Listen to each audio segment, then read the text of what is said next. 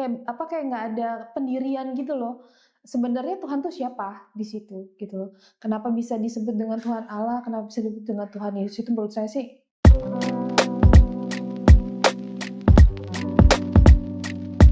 Shalom Aleichem, selamat datang kembali di channel ini. Balik lagi dengan saya Luis Budi Prasetyo. Kali ini kita akan bahas seorang mualaf. Ini perempuan, dia mengatakan bahwa dia mualaf. Dan gaya ngomongnya itu kayak orang yang pinter gitu. Sok-sok dibikin diri pinter dengan gestur-gesturnya, padahal nol besar seperti biasa. Nah, kita akan bahas satu persatu supaya tidak salah paham.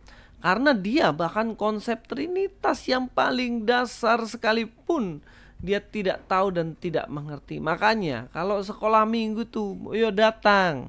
Kalau pergi gereja jangan tidur. Nanti nol besar nih kayak orang ini nih. Ya, ini kita langsung nonton saja videonya. Bingung kenapa di Alkitab itu terdapat 2 Tuhan, sedangkan setahu saya Tuhan itu satu. Dan kan gini, saya pernah tanya, Tuhan itu kan katanya Tritunggal dalam satu, gitu kan. 3 tapi satu. Tapi kenapa di sini dia dalam Alkitab menyebutkan 2, Tuhan Allah sama Tuhan Yesus. Itu sih yang buat saya ragu sih. Yang buat kamu ragu tadi itulah yang menunjukkan bahwa dirimu kosong, bos. Kenapa? Karena dia mengatakan dalam Alkitab itu kenapa Tuhannya disebut cuma 2, padahal katanya Trinitas dalam satu. Dari sekian detik aja udah salah terus. Trinitas dalam satu itu jelas statement yang salah. Trinitas itu artinya Allah itu esa, satu aja, tapi punya 3 pribadi. Dan konyolnya lagi dia mengatakan bahwa orang Kristen kok bilang Tuhannya Trinitas, tapi kok di Alkitab dibilang 2. Nah, sejak kapan dalam Alkitab dikatakan ada 2 pribadi? Sejak kapan? Dan dia mengatakan bahwa Tuhan Allah dan Tuhan Yesus. Loh, kamu lupa kalau ada satu pribadi lagi yaitu Tuhan Roh Kudus, Allah Roh Kudus. Nah, ini nol besar nih manusia ini. Ini kosong bener-bener nih. Ini pasti kalau pergi gereja tidur nih orang. Gak ngerti apa-apa, bos. Dia gak paham apa-apa nih soal Alkitab. Dia nggak katanya pintar. Ini bagaimana nih ngaji cerdas? Cari narasumber yang pintar dikit lah. Masa soal Trinitas konsepnya aja dia nggak ngerti. Dan bahkan mengatakan bahwa di dalam Kristen Tuhannya 2 katanya dalam Alkitab. Baca dong Alkitab baik-baik. Jangan asal cuap-cuap. Dengan gaya ngomongmu ya ampun, kayak bikin diri meyakinkan. Tapi narasumbernya juga kok bisa nggak tahu gitu ya. Di sini dia dalam Alkitab menyebutkan 2, Tuhan Allah sama Tuhan Yesus. Itu sih yang buat saya ragu sih. Kayak berarti saya bilang sama orang tua saya kayak gini, berarti kita menyembah 2 Tuhan dong, Mah. Saya bilang gitu. Terus kata orang tua saya, enggak, dia bilang gitu. Ya Tuhan, kata dia gitu. Ya Tuhan ya Tuhan kamu, dia bilang Tuhan Yesus. Lalu terus Tuhan Allah siapa? Ya Tuhan Allah ya Tuhan Yesus. Tuhan Yesus ya Tuhan Allah. Jadi dibolak-balikin aja gitu. Itu yang bikin saya kayak, orang ini juga nggak dapat penjelasan yang baik ya. Entah beneran orang tuanya jawab begitu atau bagaimana. Kalau memang begitu ya bener-bener sama sekali kosong nih semuanya nih.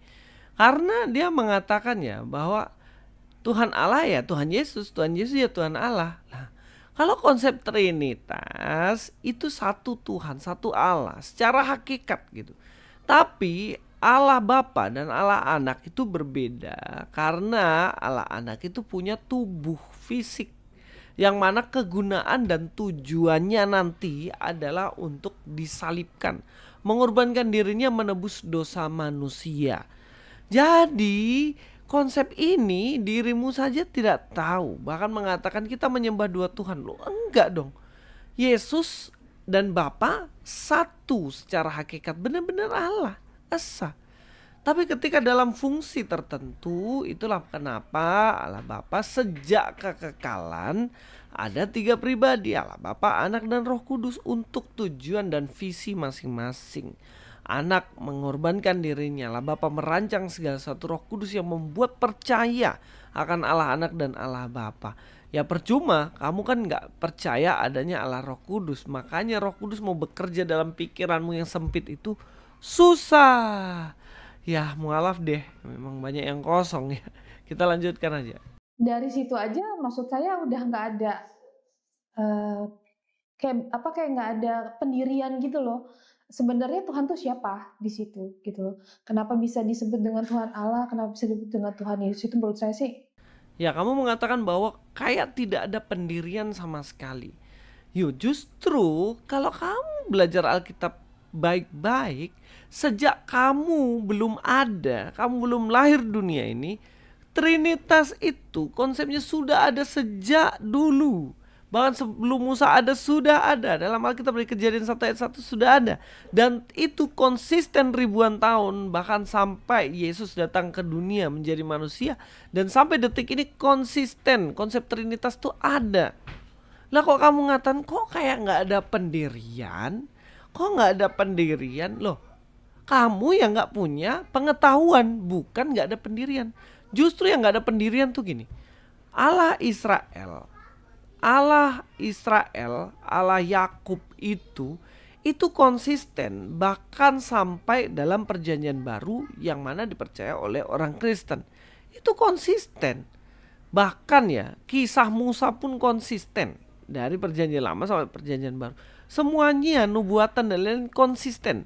Tiba-tiba muncul adik bungsu yang mana kitabnya itu berbeda sama sekali dengan Yahudi dan Kristen yang konsisten tadi.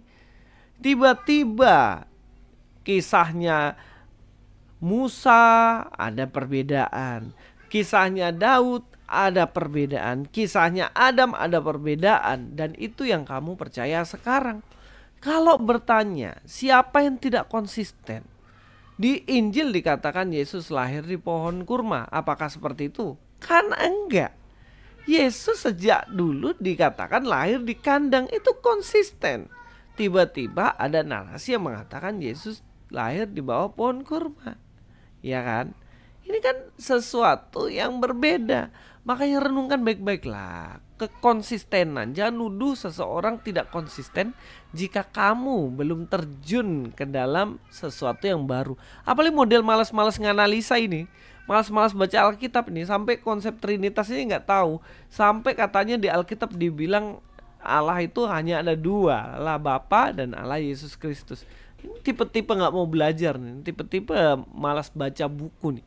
Makanya jadinya model begini, Mbak Boyo yang cerdas sedikit. Saya lebih suka sejarah, saya baca kisah-kisah Nabi yang kartunnya ini apa? Kisah Nabi. Apa tuh? Sabi apa pokoknya ada gitu. Saya selalu nonton itu ceritanya Nabi Muhammad dari awal sampai akhirnya gitu kan. Terus kayak makanya saya pelan-pelan saya tahu karena memang dulu di Alkitab pun saya senang tentang apa ya Nabi Musa Israel dengan Palestina itu. Terus kenapa? Iya memang semua sudah tertulis gitu dan pada saat saya bandingkan antara Alkitab sama Al-Quran ternyata itu sama.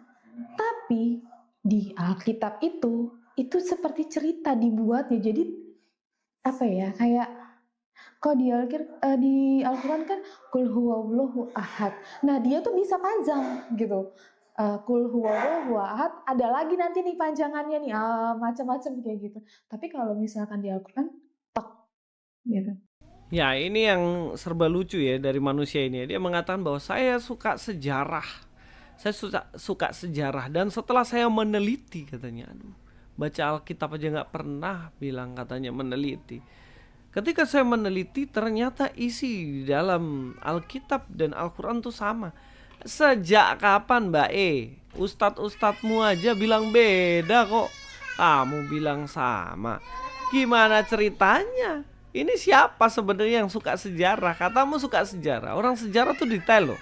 Orang sejarah itu tahu dengan baik loh setiap detail-detail apa yang dikisahkan. Terus selanjutnya dikatakan kalau di dalam Alkitab itu ditulisnya panjang lebar katanya. Tapi kalau dalam Al-Quran ya tek itu aja. Ini kalau kamu belajar sejarah, ini statement yang kocak nih. Kenapa sangat-sangat kocak? Karena Alkitab itu jelas-jelas ditulis berdasarkan sejarah. Musa menulis Alkitab pada waktu dia sebagai mengalami secara pribadi kejadian-kejadian itu. Yesus ditulis, mereka yang menulis juga mengalami kejadian-kejadian itu. Mereka mencatat sejarah secara detail.